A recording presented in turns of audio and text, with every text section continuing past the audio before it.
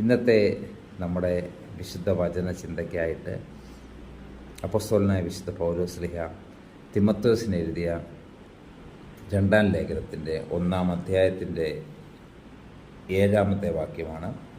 ഭീരുത്വത്തിൻ്റെ ആത്മാവിനെയല്ല, ശക്തിയുടെയും സ്നേഹത്തിൻ്റെയും സുബോധത്തിൻ്റെയും ആത്മാവിനെ അത്രേ ദൈവം നമുക്ക് തന്നത്.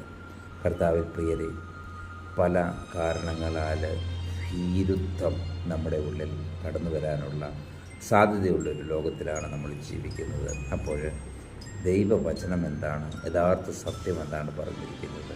പിതാവും പുത്രനും പരിശുദ്ധാത്മാവും, അതായത് ദൈവത്തിൻ്റെ ശക്തി, ഹല്ലേലൂയ, അതുപോലെ തന്നെ സ്നേഹവും സുബോധവും നമ്മുടെ ഉള്ളിൽ കർത്താവ് നിറച്ചു തന്നിരിക്കുന്നു. പിതാവ്, പുത്രൻ, പരിശുദ്ധാത്മാവ്. ദൈവത്തിൻ്റെ ശക്തി, ദൈവത്തിൻ്റെ സ്നേഹം, ദൈവത്തിൻ്റെ കൂട്ടായ്മ, പരിശുദ്ധാത്മാവിൻ്റെ കൂട്ടായ്മയാണ് നമുക്ക് സുബോധത്തെ നൽകുന്നത്. കർത്താവിൽ പ്രിയരെ, ആകയാൽ ഭയപ്പെടാതെ പിതാവായ ദൈവത്തിൻ്റെ ശക്തിയിലും പുത്രനായ യേശുക്രിസ്തുവിൻ്റെ സ്നേഹത്തിലും പരിശുദ്ധാത്മാവിൻ്റെ നടത്തിപ്പിലും നമുക്ക് മുന്നോട്ട് പോകാം. അതിനായിട്ട് ദൈവം നമ്മെ ഓരോരുത്തരെയും അനുഗ്രഹിക്കട്ടെ. ആമേൻ.